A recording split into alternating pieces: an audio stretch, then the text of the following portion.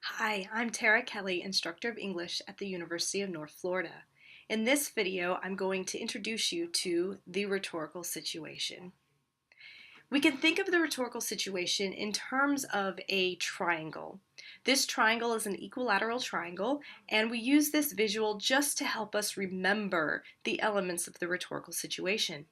As with any equilateral triangle, every element on the triangle is equal, and so the author, audience, and subject that we find on the points are all equally important, and any one of these could be located at the top of the triangle. The author is the person who has authored the text that we are reading, listening to, or viewing. It's important to understand what the author brings to the text. What expertise, what credentials, how is this author credible to this situation? And then we have the audience. Authors write with an audience in mind.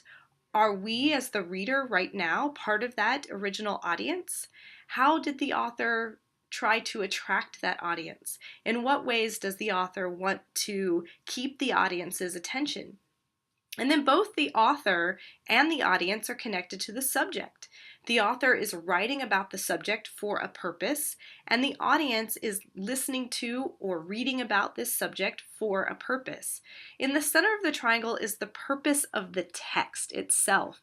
So what is the author's purpose of writing about this subject? It could be to inform, to argue, to tell a story, to sell a product. There are a number of different purposes that an author or speaker might have when talking about a subject. And then at the bottom underneath the triangle, you see the word thesis. The thesis is the main idea of the text. An author always has a main idea in mind, some main idea or main argument that they want to get across to their audience. And we can think about this thesis statement when we are analyzing the situation. All of these elements come together in creating a text, and it is important for us to think about these elements not only when we are reading, but also when we are writing. This is the rhetorical situation. Thank you for watching this video.